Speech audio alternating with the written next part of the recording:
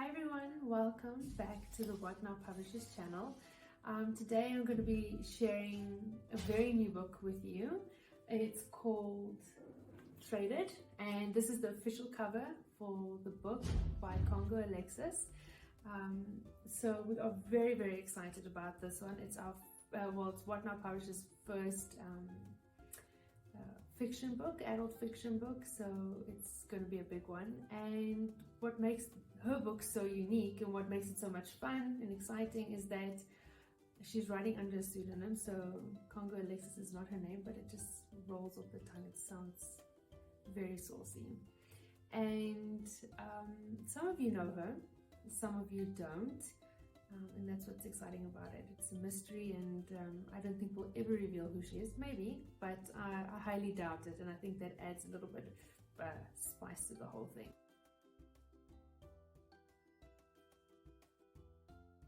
Traded is about a young girl by the name of Leah. She goes by Leah in the book.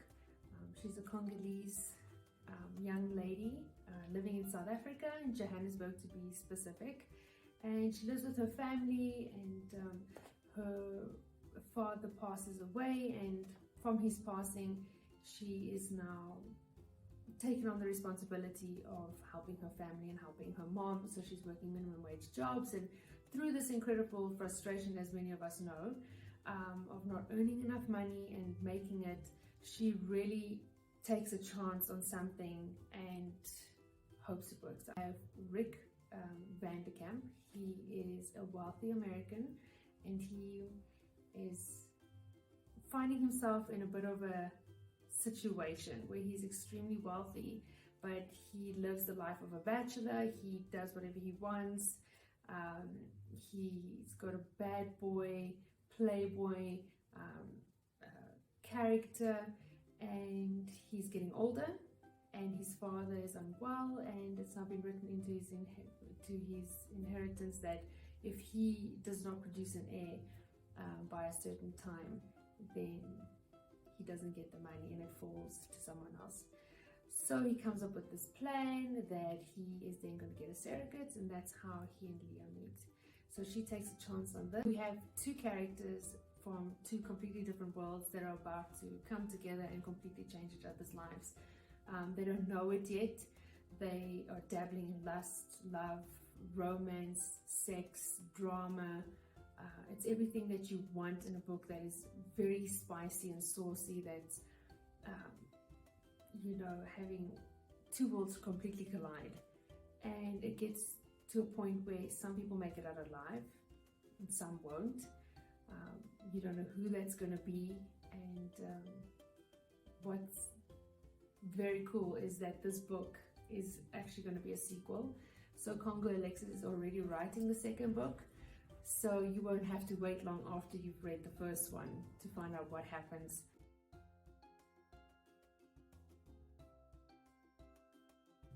Because Kongo Alexis is an author that has chosen to keep herself a mystery and to keep herself anonymous, if you will, there are certain questions and certain things about the book that I can't answer.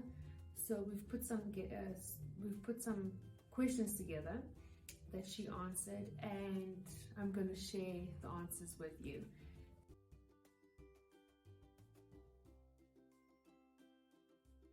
Kongo Alexis had said that she had this constant dream about a story, and it's something that she wanted to do, and she kept having this dream about the story, and she always wanted to know what was happening next. And she told her sister about this dream that she kept having, and her sister encouraged her to write it down. And the more she diarized it and kept notes about it, the story really sort of evolved into the book.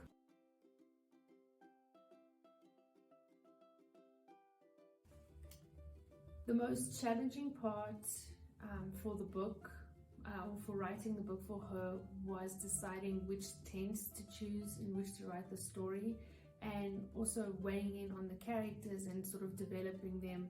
And she mentioned that as the story kept going, they sort of developed themselves, and it's not that she was set on this character and this is how they would be and this is what they would do. rather that as the story really started to unfold, the characters sort of chose their own path and they became who they are in the story.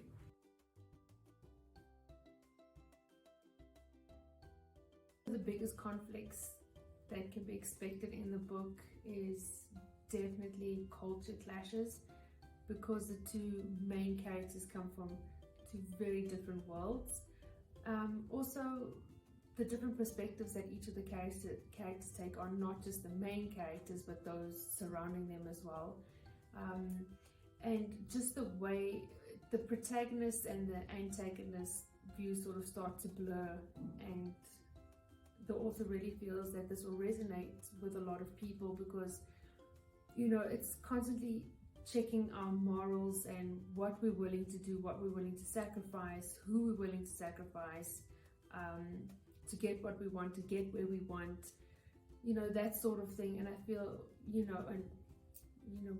do this on a daily basis, where we have to constantly compromise and think about what we're going to do to be where we want to be. And this is what the characters face in this book. They all have their own motives of what they want to achieve or what they need to get done, and how they use each other, but not in a malice sort of way. Yes, there's a bit of that and the drama that comes with it, but there are those that have more of a pure intention, and how that does make its way through. But to get there, it's battling with the bad at the same time.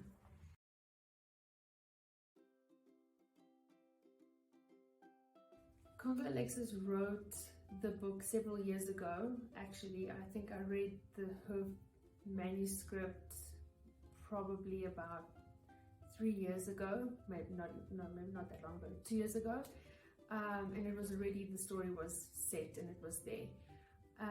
And the reason why she's only publishing it now is she had sent it out to several publishers, and the offer that they were giving her was just never good enough, and she was never happy with it.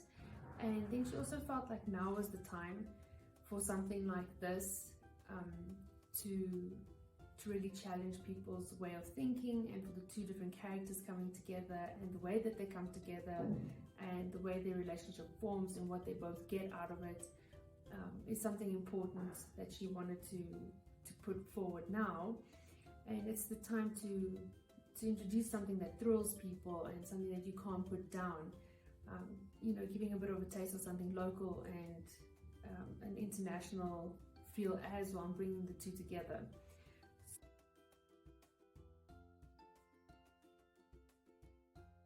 She wants people to know that she's the type of person that's constantly thinking, she's constantly daydreaming about stories, and which is true. I mean, she's already working on the second book. There's other stories she's working on, or she has several ideas for other stories as well. So she's constantly working on that. So this is not going to be the only story from her, and there'll be a lot more to look forward to. But to add on to that, just from knowing her in a personal capacity, she's an extremely smart woman. She's very independent. She's also a single mother. She's trying to make it on her own. She works extremely hard. She's very passionate. She's very, very dedicated. And, just more of a bit of a background. She is also from the Congo, and she lives in South Africa with her daughter and her family. And she's, just since I've known her, she's had an extreme love for books.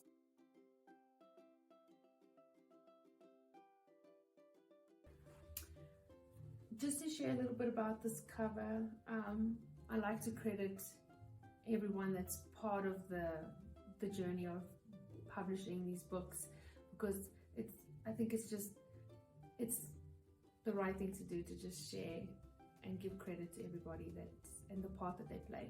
So we had an amazing artist named Jessica Smith.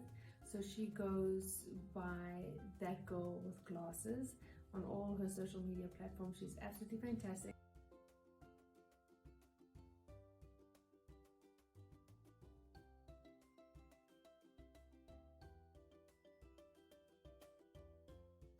There's a lot of symbolism in the cover. As you can see, we've got two different hands basically fighting for this bouquet of flowers. We've got snapdragons and peonies in there, and we did a little bit of research, and each of them means something, and I don't want to give too much away about it, so if you read the book you'll find out what it means and why we've chosen that. Since we've been advertising or promoting Kongo Alexis, we have been putting out there that she is the next best author in African literature and romance, and we truly believe that. She has that type of voice that brings something a bit extra. So she has a great way of bringing a local essence, not just a South African one, but taking from Congo and then taking an international essence as well and mixing the two together, and not just settling on one. So you'll find that in the book she does use different languages as well. We hear a little bit of French, we hear a little bit of Portuguese, Spanish as well, and it's, you know, which is really nice, because not just saying that a character is Spanish, or that another character comes from Congo, and just leaving it at that, really immersing into the culture and the language and allowing these characters to speak that language, which is fantastic.